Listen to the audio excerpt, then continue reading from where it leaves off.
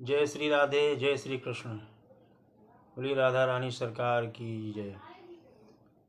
भक्तों, इस कलिकाल में मानव देह पाना बड़ा ही परम सौभाग्य की बात है। और हम इस मानव शरीर में आकर के भगवान से जो वादा करके आए वो हम काम नहीं कर रहे हैं, तो हमसे बढ़ के कोई मूर्ख नहीं होगा। हम अनावश्यक ही अपना जीवन व्यर्थ गंवा रहे हैं। तो कुछ संकल्प लेना चाहिए हम लोगों को। आइए सब मिलकर के संकल्प लें। कुछ जीवनोपयोगी कुछ बातें हम आप लोगों को बता रहे हैं। अगर अच्छी लगें तो आप लोग शिरोधार कर लें, नहीं अच्छी लगते हैं तो आपकी जो इच्छा वैसा करें। हमारे हिसाब से प्रत्येक व्यक्ति को प्रतिदिन 3 काम करना बहुत आवश्यक है: नित्य स्नान, नित्य ध्यान और नित्य व्यायाम। और पक्ष में 15 दिन में एक बार व्रत रखना, अर्थात कुछ भी नहीं खाना अनिवार्य है। वर्ष में एक बार प्रवास, किसी प्रेरणा देने वाले स्थान पर एवं तीर्थ यात्रा पर पूरे परिवार के साथ जाना अति आवश्यक है।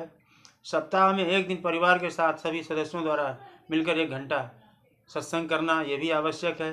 घर के सामने तुलसी का पौधा समुचित व्यवस्था के साथ लगाना यह भी बहुत ही परम आवश्यक है।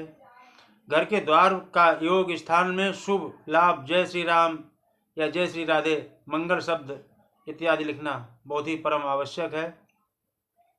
और घर में देवी देवता, महापुरुषों और पूर्वजों का चित्र योग स्थान में सुशोभित करना यह भी परम जो है लाभकारी है।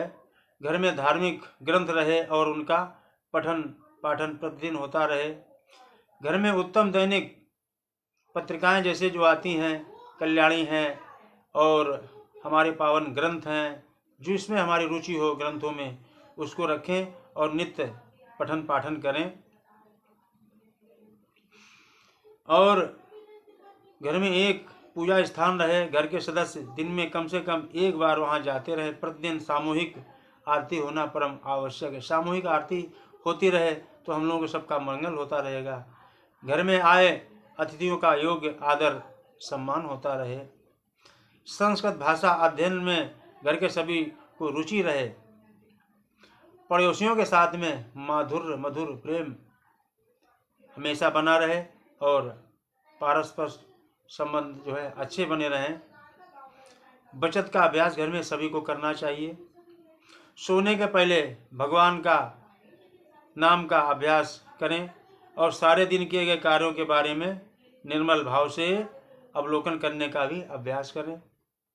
अनेक भाषाओं को सीखना हमारे बस की बात नहीं, लेकिन जो भाषा हमको आ रही है, जो हमारी मातृभाषा है, जो हमारी क्षेत्र भाषा है, लोक रीति के अनुसार हम उसको अच्छे से अच्छे प्रयोग करें और मधुर व्यवहार के साथ मधुर वाणी से सबसे बात करें। दान देने की प्रवृत्ति को बढ़ाना है।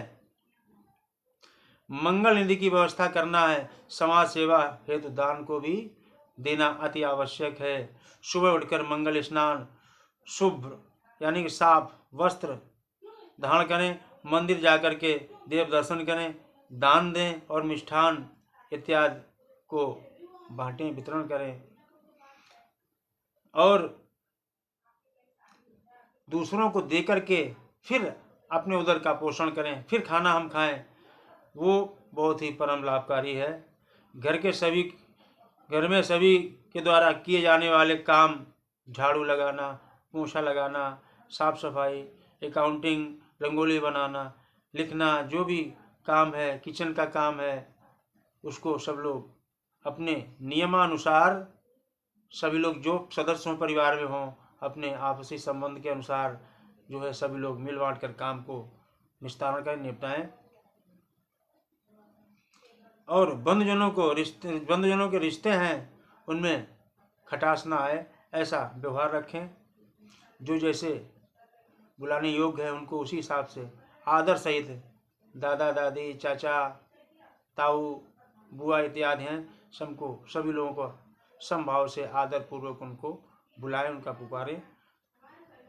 और अंकल, आंटी, डैडी इत्यादि, मम्मा जो आज की भाषा चल रही है, इसका प्रयोग कतई ना करें। ये हमारी संस्कृति नहीं है। इससे हम तो बर्बाद होंगे, हमारे आने वाले जो जनरेशन है, पीढ़ी है, वो भी बर्बाद हो जाएगी। तो इस तरह के वार्तालाप घर में ना करें, बच्चों को उचित अच्छे संस्कार दें। और नारी के प्रति, बहनों के प्रति, माता पिता के प्रति बहुत ही सुदृढ़ ढंग से और पवित्र मन से उनके प्रति रुचि रखें, उनका व्यवहार, उनके प्रति अच्छा व्यवहार रखें, अच्छा रवैया रखें। कहा जाता है जिस घर में स्त्री को सम्मान मिलता है वहाँ पर देवताओं का निवास होता है। यत्र नार्यस्तु पूजन्ते रमन्ते तत्र देवता, जहाँ जहाँ नारी का सम्मान होता है वहाँ देवताओं का निवास होता है, ऐसा हमने सुना है। और एक आदर्श के परिवार के साथ हम लोग सभी रहें, घर के सभी सदस्यों के साथ मेल जोल करके रहें, ये हमारी भारत की परंपरा है। और मातृभाषा पर विशेष ध्यान दें, हिंदी पर विशेष ध्यान दें। अगर हमारी बात अच्छी लगे तो आप लोग ज़रूर अपनाएं। जय जय श्री राधे, जय जय श्री सीताराम।